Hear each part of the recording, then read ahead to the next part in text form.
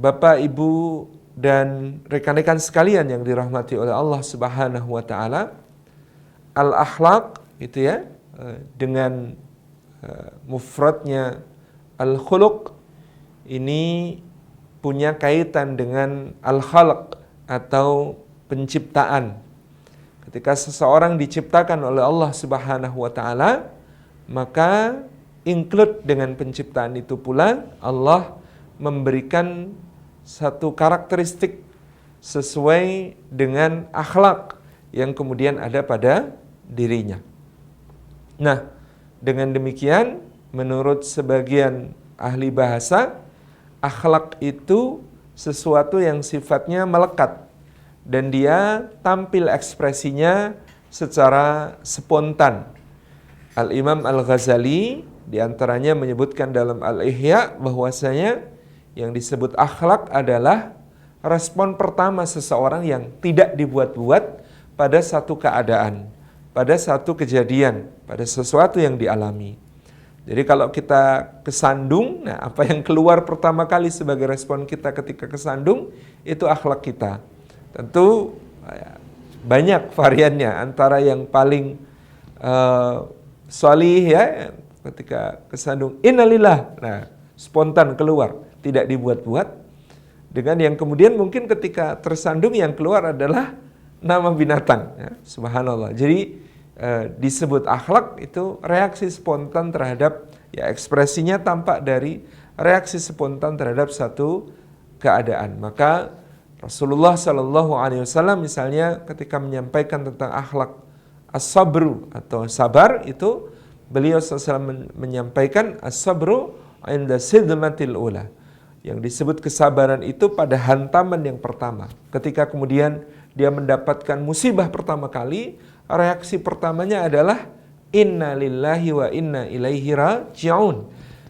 Kesadaran bahwa kita semua milik Allah dan kepada Allah kita akan kembali. Ya. Tapi kalau kemudian yang pertama kena musibah, dia mengumpat, dia marah, dia kecewa, dia jadi bad mood, dia jadi frustrasi, ya, stres.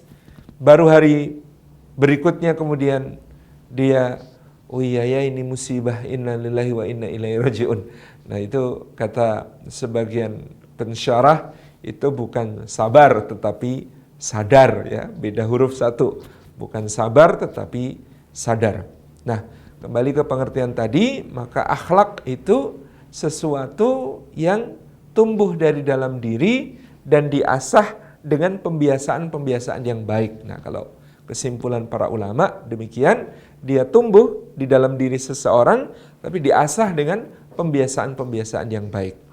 Nah, karena kaitan akhlak itu juga pada diri seseorang, ya, itu berbeda dalam arti, ya, ada orang yang menonjol akhlak tertentunya, ya, ada yang menonjol yang akhlak yang lainnya.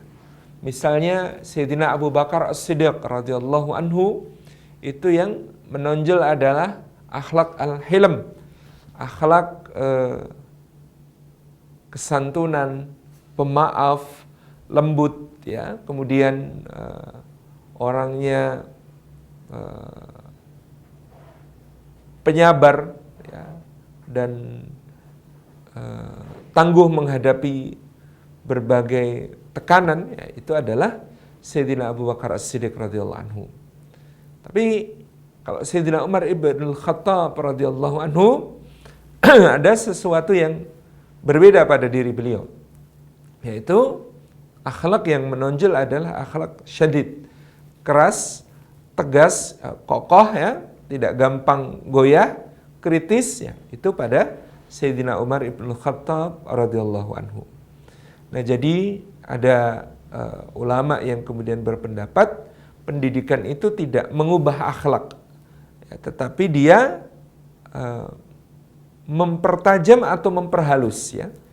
Yang disebut pendidikan itu tidak bisa mengubah akhlak, tetapi dia mempertajam atau memperhalusnya.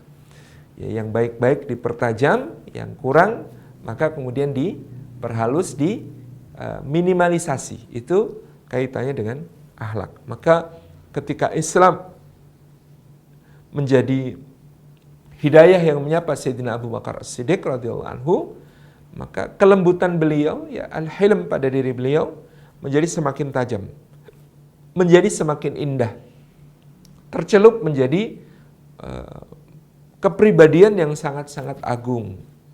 Tetapi juga diperhalus sisi yang lain, karena orang kalau lembut, terlalu lembut, kadang dianggap lembek.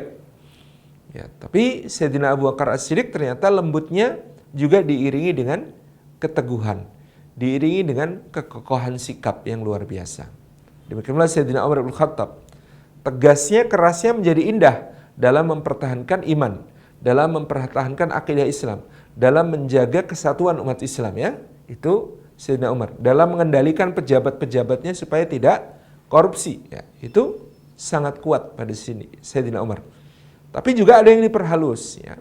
Orang kalau terlalu keras, ya bisa jatuh kepada kejam. Tapi Sayyidina Umar ternyata penyayang kepada rakyatnya yang merebus batu sambil menidurkan anak-anaknya. Sayyidina Umar datang, beliau menitikkan air mata. Beliau kemudian pergi ke Baitul Mal, mengangkut sendiri gandum dan daging untuk ibu tersebut. Disilakannya ibu itu beristirahat bersama anak-anaknya. Beliau yang masak, ya, dan mengadoni roti ketika ibu itu makan. Dia, Sayyidina Umar, yang menyuapi anak-anak ibu tersebut. Masya Allah, menjadi indah dengan celupan Islam. Jadi maka dari itu pendidikan di dalam Islam, hasanah Islam, disebut bukan penanaman akhlak atau takhluk, tetapi disebut sebagai takdib atau pembiasaan adab-adab yang baik. Karena tadi kita sudah bicara, akhlak itu ada di dalam diri seseorang, dia diasah dengan pembiasaan-pembiasaan yang baik. Dan itulah tujuan dari Rasulullah Shallallahu Alaihi Wasallam diutus dengan risalah Islam, yaitu dalam sabda beliau, innama bu'ithu liutammima makarimal akhlaq, wa fir riwayah innama bu'ithu liutammima salihal akhlaq. Sungguhnya aku ini diutus semata-mata untuk menyempurnakan akhlak yang makarim, yang sudah sangat indah, agung, mulia. Nah, artinya menyempurnakan itu tadi memberikan sentuhan takdib, sehingga akhlak ini semakin berekspresi menjadi kebaikan-kebaikan yang besar dan dirasakan manfaatnya oleh sesama, gitu ya. Atau yang beliau katakan, innama bu'itsu liutammima salihal akhlaq. Sesungguhnya aku diutus untuk menyempurnakan akhlak yang saleh, akhlak yang baik. Jadi akhlak-akhlak kebaikan itu tidak diingkari oleh Islam, bahwa dia bisa berada di luar risalah Islam. Oh, itu orangnya kok bukan Islam tapi dia memiliki akhlak. Ya bisa, sangat mungkin seperti yang disampaikan Rasulullah, Islam menyempurnakannya. Dengan Islam maka kemudian akhlak ini menjadi sangat indah. Karena apa? Karena dia diletakkan pada tempatnya, terasah menjadi sesuatu yang bernilai bukan cuma dunia, tetapi bernilai juga di akhirat. Karena tidak ada yang lebih tinggi dari amal-amal seorang hamba, melainkan akhlak yang mulia. Adik-adik, rekan-rekan, dan juga Bapak Ibu guru, para asatidz dan ustadzat, barakallahu fikum, rekan-rekan semuanya. Ini jadi urgensi akhlak di dalam Islam itu begitu tingginya, sampai-sampai Nabi SAW dalam hadis riwayat Imam At-Tirmidzi juga menyampaikan, akmalul mu'minina imanan ahsanuhum khuluqa. Akmalul mu'minina imanan, yang paling sempurna orang mukmin dalam keimanannya itu, ahsanuhum khuluqa, adalah yang paling ihsan akhlaknya, yang paling baik, yang paling indah akhlaknya. Jadi akhlak ini tampilan yang paling bisa dirasakan oleh orang lain dari keimanan kita. Kalau akidah itu keyakinan kita dan hubungannya dengan Allah Subhanahu wa taala. Orang tidak bisa melihat akidah kita. Kecuali kalau kita bicarakan, kita sampaikan, baru orang bisa menilai akidah kita. tetapi hakikatnya tetap di dalam hati antara kita dengan Allah. Kalau ibadah kita, maka ibadah kita itu juga tidak bisa dinikmati orang dalam tanda kutip ya, langsung dinikmati orang, dia tidak bisa. Tetapi yang namanya akhlak itu bersentuhan langsung perilaku kita dengan sesama, sehingga itulah yang dirasakan oleh orang, dan itu tanda kesempurnaan dari iman. Kalau kita merujuk kepada Al-Quran, maka kembali kepada surah Ibrahim ayat ke-24 dan ayat ke-25. A'udzubillahi minasyaitonirrajim. Firman Allah Subhanahu wa taala, "Alam tara kaifa dharaballahu mathala kalimatin thayyibatin kasyajaratin thayyibah. Asluha thabitun wa far'uha fis sama' tu'ti ukulaha kullahinin bi'idni rabbiha." Allah mengatakan, tidakkah kamu perhatikan wahai Rasulullah sallallahu alaihi wasallam, bagaimana Allah membuat perumpamaan tentang kalimat yang baik, yakni kalimatut tauhid, yakni kalimatut thayyibah ya. Kalimat tauhid atau kalimat keimanan yang baik itu kasyajaratin thayyibah, sama seperti pohon yang baik. Jadi dalam perumpamaan yang dibuat Allah, kalimatut thayyibah, kalimatut tauhid, keimanan itu seperti pohon yang baik. Apa cirinya pohon yang baik? Dikatakan di situ asluha tsabitun, bahwa akarnya teguh kokoh menghunjam ke dalam bumi tidak tergoyahkan. Wa far'uha fis sama', batangnya tinggi menjulang dengan cabang-cabang menggapai langit. Ini ciri kedua. Yang ketiga, wa far'uha fis sama', ya, yang kedua wa far'uha fis sama', yang ketiga ini seakan-akan yang ketiga ini begitu pentingnya sampai oleh Allah tidak disambung di ayat yang sama tapi diletakkan di ayat berikutnya, di ayat ke-25, yaitu tu'ti ukulaha kullahinin bi'idni rabbiha. Ia pohon itu memberikan buahnya setiap musim dengan izin Allah Subhanahu wa taala, dengan izin Rabbnya Jalla Jalaluh. Ya, disebut asluha tsabit, akarnya teguh menghunjam, ya memang tidak bisa tidak, ini prasyarat. Kalau kita ingin akhlak kita sehat, akhlak kita agung, akhlak kita indah dan mulia, sebagai seorang mukmin perlu ditopang dengan akar yang kokoh, dengan akidah yang benar, salimul aqidah atau akidah yang selamat. Jadi punya keyakinan kepada Allah, prasangka baik kepada Allah, thiqah atau percaya kepada janji-janji Allah, gitu ya. Di keimanan yang baik, kemudian dia mengimani setiap firman-firman Allah, apa yang dikatakan oleh Allah Subhanahu wa taala dalam Al-Qur'anul Karim yang diwahyukan kepada Rasulnya sallallahu alaihi wasallam dengan perantaraan malaikat yang mulia Jibril alaihi salam, hidup di dalam diri pribadi Nabi sallallahu alaihi wasallam seperti Al-Qur'an yang berjalan. Firman Allah terterjemahkan menjadi semua teladan, suri tauladan dari Nabi sallallahu alaihi wasallam, ya, dan beliau telah menyampaikan kita akan menghadapi hari kiamat, bahwa kita akan kemudian bertanggung jawab atas semua yang kita lakukan di kehidupan dunia, karena ada hari akhirat di mana kita akan ditanya oleh Allah tentang kehidupan kita. Ya, iman itu seperti itu, dan iman kepada qada dan qadarnya Allah, iman kepada segala ketetapan Allah Subhanahu wa taala, dengan tetap berjuang dan terus berikhtiar. Jadi asluha tsabitun, punya akar yang teguh kokoh menghunjam ke dalam dirinya. Karena ini terkait dengan bagaimana seseorang meyakini bahwa Allah Maha melihat, bahwa Allah Maha mendengar, bahwa Allah Maha mengetahui, bahwa Allah mengetahui yang gaib maupun yang nyata, yang tersembunyi maupun yang tampak, yang kita rahasiakan maupun yang kita perlihatkan, gitu ya, semua.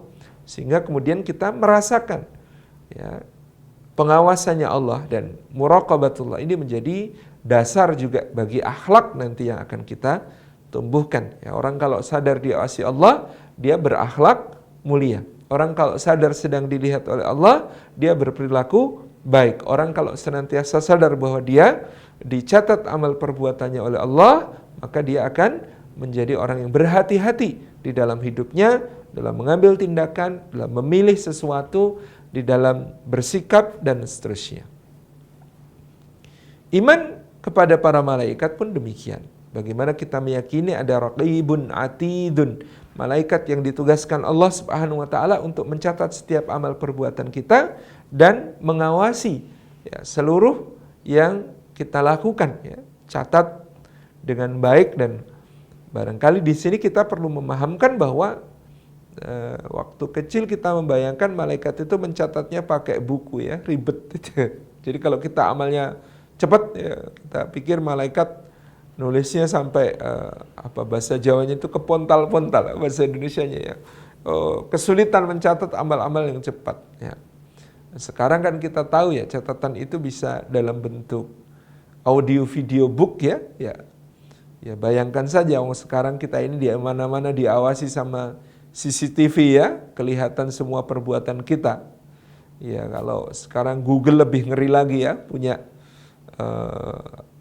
hal yang selalu memantau aktivitas kita, bukan cuma aktivitas di dunia nyata, tapi bahkan aktivitas di dunia maya gitu ya. Semua algoritma tentang preferensi kita itu tercatat dengan luar biasa. Ini ya, malaikat tentu lebih canggih daripada itu, karena kita mendengar satu gambaran dari Nabi Shallallahu Alaihi Wasallam tentang pengadilan di hadapan Allah, di mana nanti di yaumul hisab itu akan ditampilkan di satu sisi adalah rizki atau nikmat dari Allah Subhanahu Wa Taala yang dianugerahkan kepada kita. Semua nikmat itu akan kita lihat lalu kita akui, wah iya itu nikmatmu ya Allah. Ah iya itu nikmat Allah. Apa-apa yang di dunia ini kita nggak sadar bahwa itu nikmat Allah. Apa-apa yang di dunia ini kita nggak ngeh bahwa itu karunia Allah. Apa-apa yang di dunia kita mengira bahwa itu dari hasil usaha kita, tapi ternyata itu adalah karunia Allah.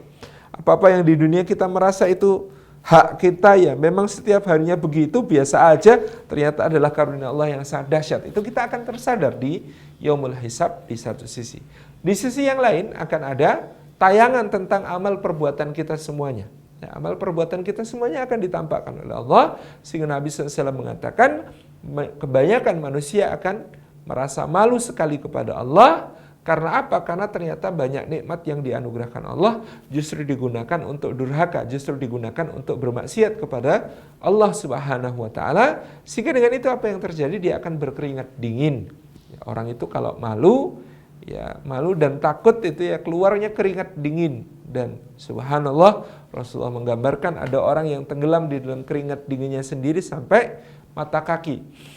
Ada orang yang tenggelam dalam keringatnya sendiri sampai lutut. Ada orang yang tenggelam dalam keringatnya sendiri sampai pinggang. Ada yang tenggelam dalam keringatnya sendiri sampai pundak. Itu semua ya akan terjadi di yaumul hisab.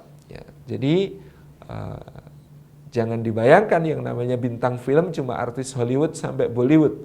Anda semua juga bintang film pribadi yang di-shoot oleh raqib atid ya. Kameranya itu nggak kenal habis baterai. Kameranya itu nggak kenal penuh memori. Pokoknya terus merekam kita sejak kita balik sampai kita mati, dari kita bangun tidur sampai kita tidur kembali. Subhanallah ya. Ini kesadaran itu. Jadi iman kepada Allah, iman kepada malaikat, iman kepada semua yang disampaikan Allah dalam Al-Quranul Karim, iman kepada Rasulullah SAW sebagai suri teladan terbaik menjalani kehidupan, ini akan menjadi akar yang kokoh. Dan tadi ada iman kepada hari akhir, supaya kita yakin besok ada pertanggungjawaban, ya. Iman kepada qada dan qadar, supaya kita menjadi orang yang paling bahagia ya dengan ridho kepada semua ketetapan Allah, menjadi orang yang paling kaya dengan ridho kepada semua pembagian Allah ya. Ini yang kita lakukan. Iman asluha sabit wa far'uha fis sama. Tadi kita sebutkan yang kedua cirinya iman yang baik, cirinya kalimat thayyibah yang baik, cirinya tauhid yang baik setelah akar yang teguh menghujam. Yang kedua adalah wa far'uha fis sama, dengan batang yang tegak menjulang, cabang-cabangnya menggapai langit. Ini menurut para ulama gambaran tentang ibadah kita kepada Allah. Orang kalau beribadah maka dia lebih terkenal di langit daripada di bumi. Dia menjadi orang yang dikenal di kalangan para malaikat.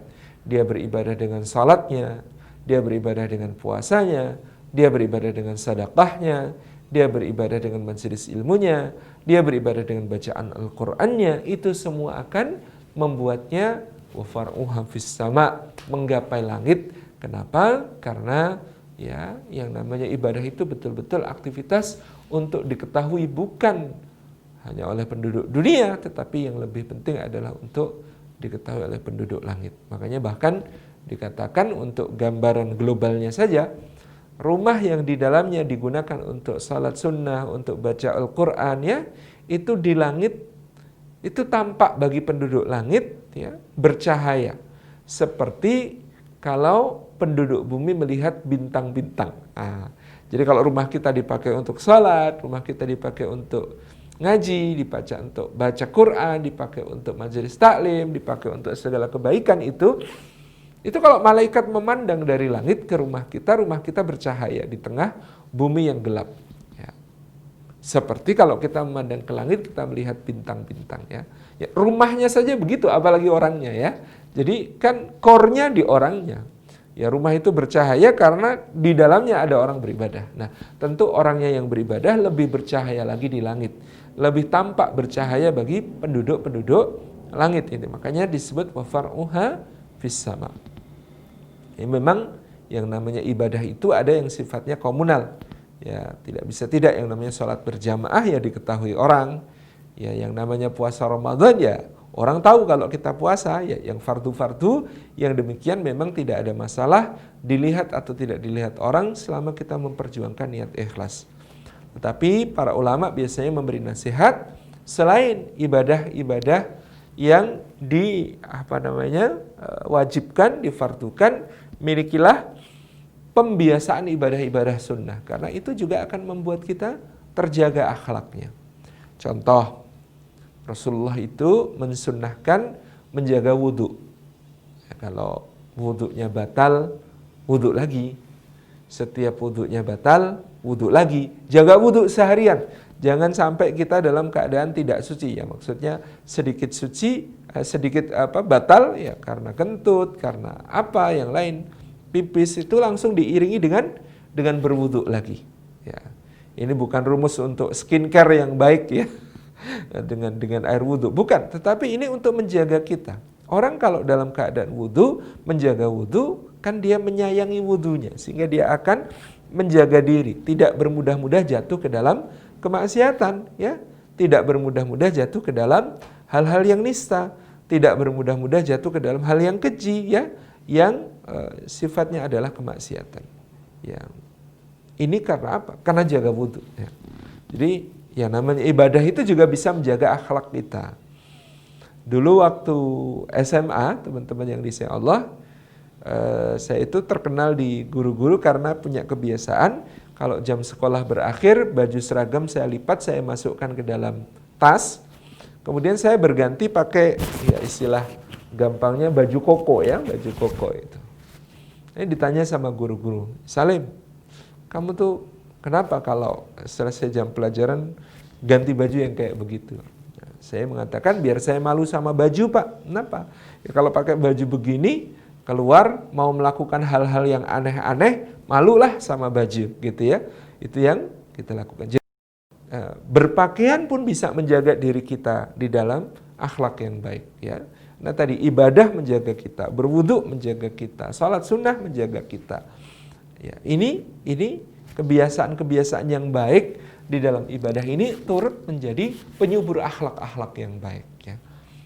Jadi dulu pakai baju koko niatnya apa? Untuk menjaga diri ya. Kalau pakai baju koko zaman dulu kita akses internet masih terbatas ya, waktu saya masih SMA harus ke warnet misalnya gitu ya. Di warnet pakai baju koko mau buka yang aneh-aneh jadi malu gitu kan. Ya, karena tadi wudhu tentu meskipun pegang gadget ya, zaman sekarang semua orang akses tidak terbatas bagi dunia mayanya, ya malu dan lain sebagainya. Ini karena kita ingin menjaga diri kita dengan ibadah-ibadah kita. Ya, ibadah yang bisa menjaga diri kita di dunia Nah, mudah-mudahan juga bisa menjaga kita di lebih-lebih nanti di akhirat dari segala keburukan ya. Jadi ibadah setelah yang fardu, miliki yang sunnah. Nah, setelah yang sunnah adalah nasihat lagi dari para ulama, miliki paling tidak satu ibadah sunnah yang rutin dilakukan, yang kontinu, yang kalau bisa jangan ada yang tahu kecuali kita dan Allah ya. Sebuah kebiasaan ibadah sunnah yang kalau bisa jangan ada yang tahu kecuali kita dan Allah. Makin banyak ibadah sunnah yang kita rutinkan tapi bisa kita sembunyikan, itu mudah-mudahan menjadi makin baik kedudukan kita di sisi Allah, makin banyak simpanan kita untuk bekal menghadap Allah. Bukan berarti nggak boleh tadi ibadah sunnah yang diketahui. Oh iya, harus tetap ibadah-ibadah sunnah yang terlanjur diketahui orang, ayo gitu ya, biarin, laksanakan terus, nggak usah terpengaruh, istiqomah kan. Tapi kita berusaha, wah kalau ini udah ketahuan orang, kita nambah lagi satu amal ibadah yang kira-kira jangan sampai ketahuan orang. Bisa dalam bentuk sedekah yang rutin, bisa dalam bentuk sholat sunnah yang rutin, bisa dalam bentuk kayak Sayyidina Bilal, sholat syukur wudhu ya, senantiasa bersyukur setelah wudhu dengan sholat 2 rakaat, menjaga wudhu dan syukur wudhu gitu. Dan ibadah-ibadah yang lain ya. Ini penting untuk kemudian kita senantiasa jaga, kita senantiasa lestarikan, karena kata Allah ibadah itu yang paling utama adalah yang dawam. Kata Nabi SAW, ahabul a'mali ilallahi adwamuhu wa inqallah. Amal yang paling dicintai oleh Allah dan paling utama itu adalah adwamuhu, yang paling kontinu, yang paling bersambung, yang paling tak putus, yang paling dilestarikan, diistiqomahkan, dirutinkan jadi kebiasaan. Itu yang paling dicintai Allah. Wa in qalla, meskipun cuma sedikit. Jadi di sini ibadah itu menjadi basic juga yang kedua dari akhlak. Setelah tadi akidah, itu menjadi penopang akhlak dengan keyakinan-keyakinan kita kepada Allah, kepada malaikat, kepada Rasulullah, kepada Al-Quran, kepada hari akhir, dan kepada qada dan qadar. Maka yang berikutnya ibadah yang bisa menjadi penyubur dari akhlak kita, supaya tegak menjulang ke langit sampai ke hadirat Allah Subhanahu wa ta'ala. Yang ketiga, akhlak itu sendiri Allah menyebutkan tu'ti ukulaha kullahinin bi'idni rabbiha. Puncak dari keimanan itu berupa akhlak, yaitu memberikan buahnya setiap musim dengan izin Rabbnya, dengan izin Allah Subhanahu wa ta'ala. Tu'ti ukulaha kullahinin bi'idni rabbiha. Teman-teman yang disayang Allah, bahasa Arab untuk buah itu biasanya adalah fakihah, jamaknya fawakih, atau samarah, jamaknya samarat. Jadi buah dalam bahasa Arab itu biasanya disebut dengan 2 kata itu, samarat, fakihah. Tetapi ternyata ayat ini tidak menggunakan kata samarat atau fakihah, justru menggunakan kata ukul. Padahal makna kata ukul itu aslinya lebih tepat diterjemahkan sebagai rasa. Itu tu'ukulaha kullahinin bi'idni rabbiha, pohon itu memberikan buahnya, tapi kata yang digunakan adalah rasanya. Apa bedanya tu'ti ukulaha dengan tu'ti samarataha? Masya Allah, ini rahasia bahasa Arab yang luar biasa. Kata Syed Qutb dalam Fidlil Quran, kalau dikatakan tu'ti samarataha, maka gambarannya seperti ini. Misalkan saya pegang mangga, saya lempar ke wajah salah satu teman-teman, pluk, ya, saya lempar kena muka, pluk, gitu, kemudian, aduh, lalu saya bilang, maaf itu saya kasih mangga ya, tolong diterima, dilempar, kena muka lagi, tapi dia bilang, maaf ya saya kasih mangga itu, tolong diterima. Nah itu masih disebut sebagai tu'ti samarataha, bisa disebut sebagai memberikan buah. Bisa dilempar, kayak kita ada pohon mangga, kita sambit pakai batu, ya dia nyambit kita pakai buahnya. Itu namanya tu'ti samarataha.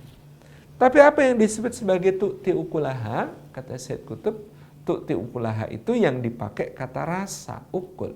Maka ya gambarannya kalau tadi buah mangga dilempar itu tu'ti samarataha, kalau tu'ti ukulaha dipilihkan mangga yang paling harum aromanya, paling lembut teksturnya, paling manis rasanya, dikupas sampai bersih, dipotong kecil-kecil, dimasukkan ke dalam wadah, dikasih hiasan, dihidangkan dengan nampan, dibawa ke dekatnya, tusuk pakai garpu, suapkan ke mulutnya sambil tersenyum mempersilahkan, monggo gitu. Nah, itu baru disebut sebagai tu'ti ukulaha.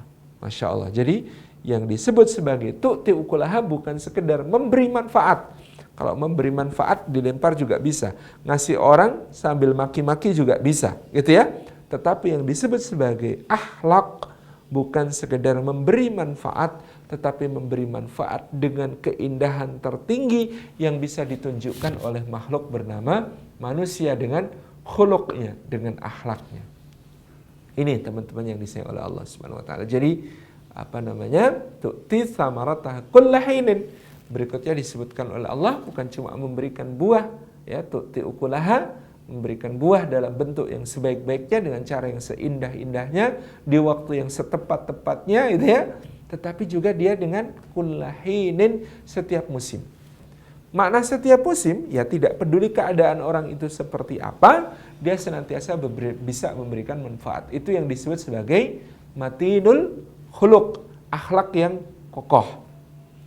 Kita ambil contoh Nabi Musa alaihissalam, itu disebut sebagai seorang yang khuluquhul matin, akhlaknya itu sangat kokoh, sangat kokoh, jadi tidak berubah.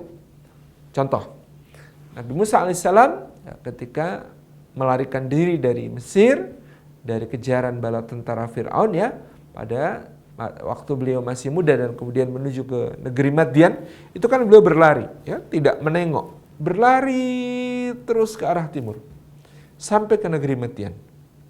Kita bisa bayangkan dari Mesir sampai ke Madian, itu kita ngitung ibu kota ke ibu kota saja, itu seperti berlari dari Kairo di Mesir sampai ke Amman di Yordania. Itu melebihi maraton lari. Jauh sekali. Berlari terus, gitu ya. Kita bayangkan ketika sampai di negeri Madian, tentu Musa alaihissalam itu lapar, capek, ya. Dalam keadaannya orang lapar, capek, haus, gak karu-karuan. Apa yang terjadi kalau Anda lapar, capek, haus? Katanya kalau menurut iklan di Indonesia, lapar saja bisa ngerubah orang. Ya. Karena lapar ngerubah orang, iklan lama ya. Karena lapar ngerubah orang. Kenapa? Lo resek kalau lagi lapar. Ada orang kalau lagi ya dirinya baik, good mood. Tapi kalau dirinya lagi nggak nyaman, bad mood. Itu berarti akhlaknya belum matin, belum kullahinin bi'idni rabbihah. Belum setiap musim, karena masih tergantung kondisi. Itu belum kokoh akhlaknya. Nabi Musa alaihissalam bayangkan nanti akan disebut oleh dua orang putri, ya. Jadi Musa akan sampai ke mata air negeri Madian. Di situ dia melihat orang antri berdesak-desakan memberi minum ternaknya, sementara ada dua orang gadis nahan-nahan kambingnya yang meronta-ronta pengen minum karena dia belum ingin memberi minum sekarang. Maka Musa bertanya, "Ma khatbukuma?"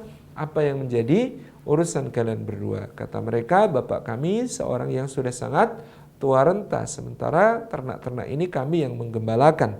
Kami ingin memberi minum ternak kami, tetapi kami tidak suka berdesak-desakan. Kami akan tunggu sampai semua selesai memberi minum, baru kami nanti akan memberikan minum." Nabi Musa alaihissalam, ya reaksinya, "Aduh, kemalaman nanti Neng, biar saya ya saya bantu aja deh," gitu. Dan akhirnya kemudian dia bisa menyingkirkan batu besar yang menghalangi mata air sehingga bisa memberi minum ternak-ternak tersebut. Barakallahu fi.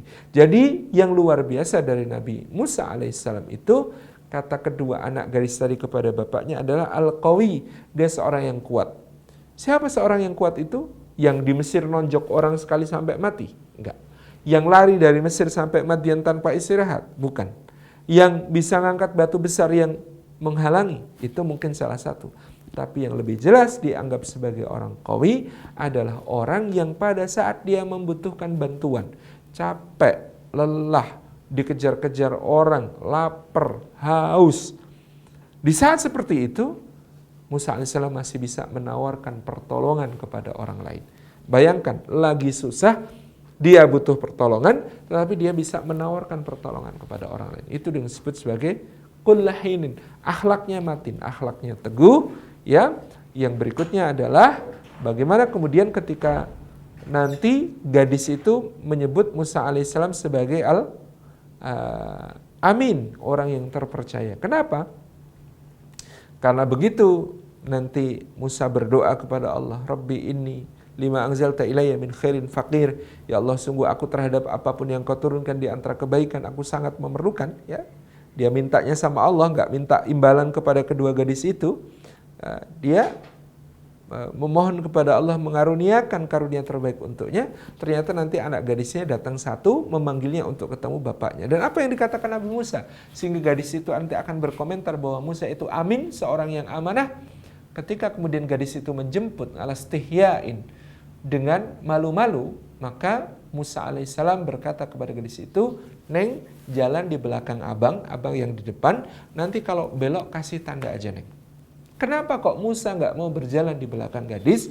Karena kata Musa, saya sangat sulit menahan pandangan saya kalau saya berjalan di belakang seorang perempuan. Bagaimana dia bisa mengakui kelemahannya? Saya orang yang kalau berjalan di belakang seorang perempuan sulit menahan pandangan saya. Ya namanya, apalagi kalau perempuannya ya satu langkah 3 kali goyang, subhanallah ya, berat. Nanti kebayang yang enggak saya kalau berjalannya di belakang seorang perempuan. Lebih baik kamu perempuan jalan di belakang saya yang di depan. Nanti kalau ada belokan ya kasih tanda, misalnya tepuk sekali untuk belok kanan atau tepuk 2 kali untuk belok kiri gitu ya. Kalau enggak lurus terus. Itu yang bisa dilakukan. Jadi Masya Allah, Al-Amin. Ya, dalam bahasa anak kita sekarang, milenial sekarang, matanya aja dijaga, apalagi kamu gitu ya. Pandangannya aja dijaga, apalagi kamu gitu ya. Ini seorang Musa alaihissalam yang akhlaknya matin, akhlaknya kokoh, akhlaknya teguh. Karena Allah subhanahu wa ta'ala yang menjelaskan demikian di dalam Al-Quran dalam suratul Qasas. Jadi ini gambaran tentang akhlak yang matin, yang kulahinin di setiap musim. Jadi tidak tergantung keadaan, dia selalu menjadi seorang yang kokoh dengan akhlaknya. Dalam sabda Nabi SAW beliau mengatakan, La takunu imma'atan. Jangan kalian menjadi orang yang imma'ah, ikut-ikutan orang lain. Itu. Siapa orang yang imma'ah itu? Kata Nabi SAW, kalau manusia berbuat baik, ya saya baik. Kalau manusia berbuat jelek, ya masa saya harus berbuat baik? Jelek juga dong. Nah, itu namanya imma'ah. Tetapi teguhlah, kalau manusia berbuat baik, berbuat baiklah. Tapi kalau manusia berbuat buruk, maka dia tetap berbuat baik. Itu adalah orang yang akhlaknya kokoh. Nah, mudah-mudahan Allah senantiasa mengaruniakan kepada adik-adik sekalian ya akhlak yang kokoh, dan mudah-mudahan berbagai program yang dijalankan Rohis ke depan bisa menjadi sarana memupuk kekokohan akhlak tersebut ya.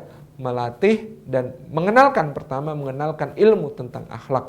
Ada orang yang tidak berakhlak bukan karena dia aslinya tidak berakhlak, tapi belum tahu ilmunya.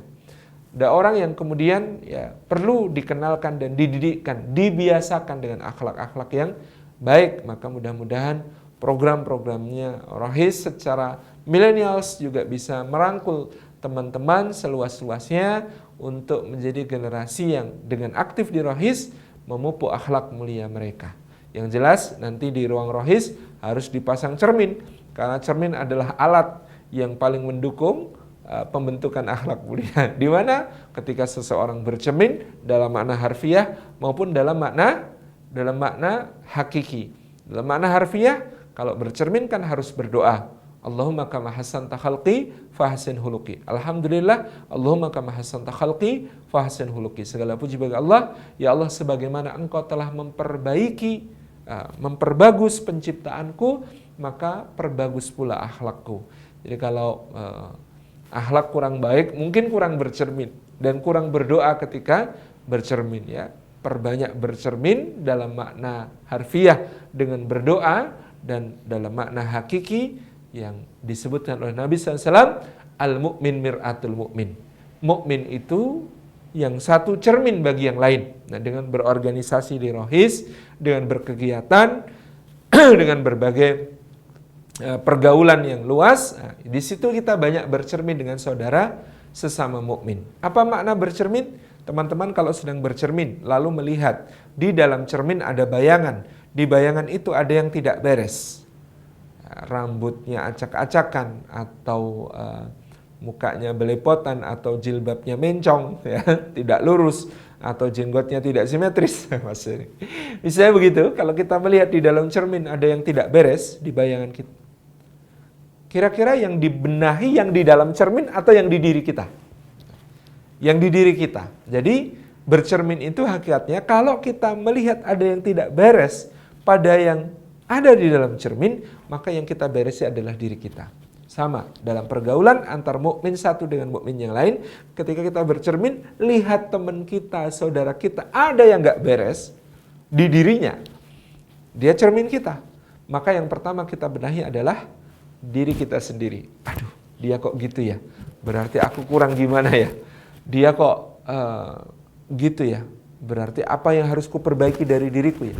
Oh, dia kok gitu ya? Aku nggak boleh kayak gitu dong. Gitu. Itu namanya bercermin yang benar. Dan inilah cara kita untuk insya Allah menjadi semakin berakhlak mulia.